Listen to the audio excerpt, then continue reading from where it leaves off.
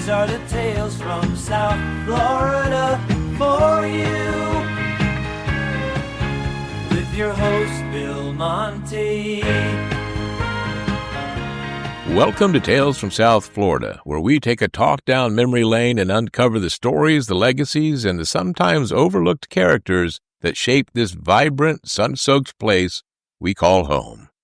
I'm Bill Monty, and today we're going to go back to the early 20th century, a time when South Florida was still more frontier than resort.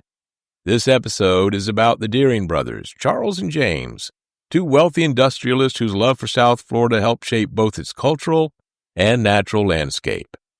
But the Deerings weren't alone. They were a part of a cast of dreamers and developers, people who had radically different visions for what South Florida could be. If television ever wants to expand on the hit show The Gilded Age and place it here, these would be the major characters in the show. Each played a unique role in what happened to South Florida in the early 20th century. People like the Deering brothers, Carl Fisher, George Merrick, and Marjorie Stoneman Douglas talked about those three in previous episodes. I'll be sure to put a link in the show notes for you so you can listen if you haven't listened already. Yet for all of these people and others, some wanted to pave South Florida, some wanted to preserve it, and somehow all of them helped define it.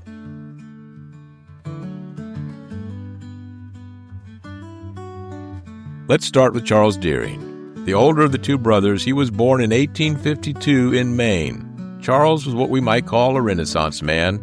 He served in the U.S. Navy, later led the Deering Harvester Company, and eventually became a major art collector and philanthropist. In the early 1900s, Charles began buying land in South Florida, and according to the Deering Estate Archives, he purchased over 400 acres of bayfront property in what we now call Palmetto Bay. Remarkably, large portions of this land have remained in a near-pristine state, a rare window into what South Florida's natural ecosystems looked like before the drainage projects, roads, and real estate frenzy of the 20th century. You'll still find native pine rocklands, mangrove forests, and tropical hardwood hammocks thriving on the property. Charles collaborated with architect Phineas Paste, who would later be involved in the design of Coral Gables, and he created the Stone House, which is at the heart of the Deering estate. Built from local limestone, the house is a beautiful example of Mediterranean revival design. But Charles wasn't just building a home. He was creating a sanctuary. While developers up and down the coast were clearing land for roads and homes, Charles took the opposite approach. He protected native habitats. He even funded environmental research and art preservation on site. Quietly, he was laying a foundation for Florida's future conservation movement. Now, let's talk about his half-brother, James. James Deering was born in 1859. He shared the family fortune and held a leadership role in what would become International Harvester. But his interests, they took a different turn. After retiring, he traveled Europe, collecting Renaissance-era art and furniture. And according to historical materials from the Vizcaya Museum and Gardens, James began building his estate, Vizcaya, in 1914 in Coconut Grove. Inspired by Italian villas, the estate included original antiques, imported marble, and lush gardens modeled after European palaces. James partnered with artistic director Paul Chalfin and Colombian landscape architect Diego Suarez. Their vision was opulence meets innovation. If you've been to Vizcaya, you know that vision was a beautiful one. Vizcaya was not just a cultural statement. It was a technical marvel, complete with a reinforced seawall to protect the gardens from Biscayne Bay storm surge. Because remember, this was Miami in 1914. It was practically a jungle. James also made sure Vizcaya had cutting-edge amenities, including, as curators note, one of the earliest home ice-making machines in South Florida. He was obsessed with comfort and refinement. And you gotta admit, if you were living in South Florida in 1914, inventing an ice-making machine, that had to be a top priority. Now, what's interesting is that Charles and James didn't collaborate on their South Florida projects.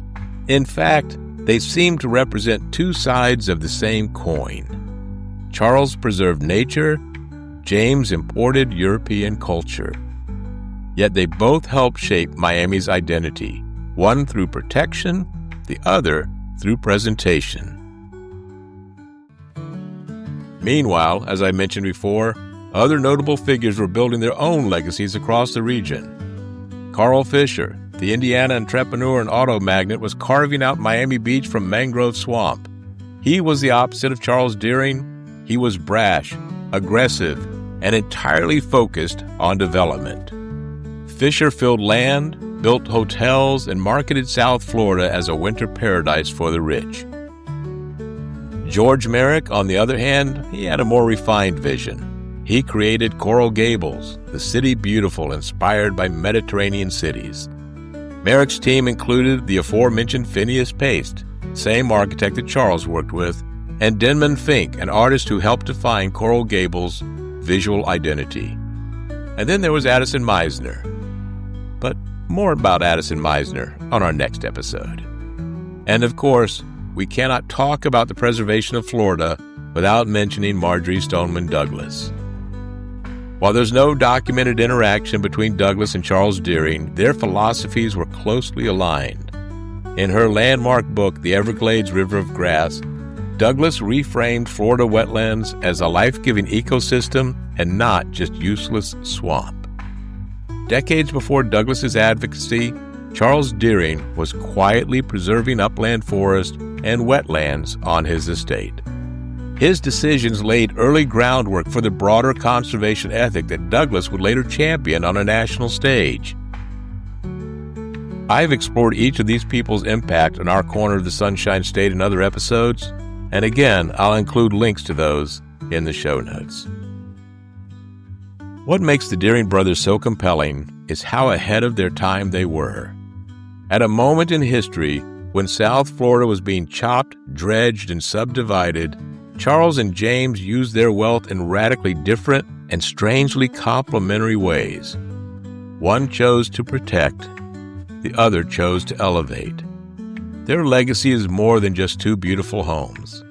It's a reminder that not all growth has to mean destruction, that history, nature, and beauty can live side by side if we choose to make space for them. James passed away in 1925. Charles died in 1927. But their legacies are still alive. The Deering Estate continues to be a center for environmental education, historical research, and community events. It even has archaeological sites linked to the Tequesta people and the Miami Circle. Meanwhile, Vizcaya remains one of the jewels of Miami-Dade County, showing off what artistic vision and architectural ambition can accomplish. So next time you're walking through the shaded trails of the Deering Estate or wandering through the gardens at Vizcaya, remember that you're stepping into more than just old Florida wealth. You're walking through vision. As for me, I must admit, I've never been to the Deering Estates, but doing this episode has made me want to go. I remember my parents went several times, and my mother always came back talking about how beautiful it was. I think that trip is in my near future. Well, when it cools off a little bit anyway. As for Vizcaya, I've been many times there. One time I went, there was an Italian Renaissance festival. You know, we're all familiar with the Renaissance festivals with the Robin Hood lookalikes and everything in the Sherwood Forest. But this one was based on the Italian Renaissance, and it was perfectly suited for Vizcaya. That was a lot of fun. Really enjoyed that. That was a very long time ago. I'm not sure if they still do that or not. But everything about Vizcaya is just like walking back in time. It's absolutely beautiful. I don't know if I'll ever get to Europe. So far I haven't. But when I've gone to Vizcaya, I kind of feel like I'm walking through a little piece of it. It sits right on the Biscayne Bay. Absolutely gorgeous. And absolutely worth a trip if you haven't gone to Vizcaya yet. If you have, or if you've been to the Deering Estate, please do me a favor. Drop me a line at talesfromsouthflorida.com and let me know about what you found. Did you like it? Did you not like it? Is it worth me visiting once more? I want to thank you for joining me on today's Tales from South Florida. I have enjoyed this talk down memory lane, and I hope you did too. If you did enjoy it, please subscribe or follow from wherever you get your podcast. Leave a review and share it with someone who loves South Florida history. You can also send me suggestions for future episodes. I'd love to hear your stories. Be sure to visit talesfromsouthflorida.com, where you can find all of our audio podcasts, links to our Tales from South Florida YouTube channel, our Spotify playlist with selections specific to the podcast, and so much more. Until next time, I'm Bill Monty, and this has been another of the Tales from South Florida. Keep exploring, keep remembering, and as always, in the future we'll take another talk down memory lane. Until then, I remind you, be safe and be kind.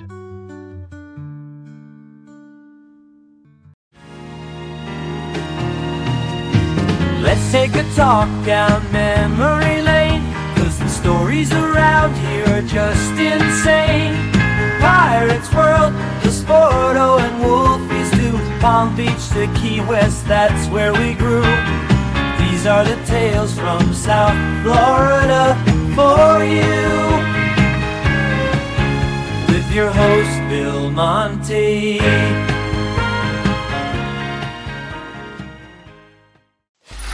Free audio post-production by alphonic.com. Does the news cycle make you feel like you're on a tilt-a-whirl of outrage? Feeling like your brain is a political piñata getting whacked 24/7? There's an antidote. Outrage Overload is the podcast where we hit the pause button on the outrage train. We dissect the headlines, peel back the layers of negativity, and explore the science behind why you keep wanting to throw your phone at the wall. Before you lose another brain cell to outrage fatigue, check out the Outrage Overload podcast at outrageoverload.net or wherever you get your podcasts.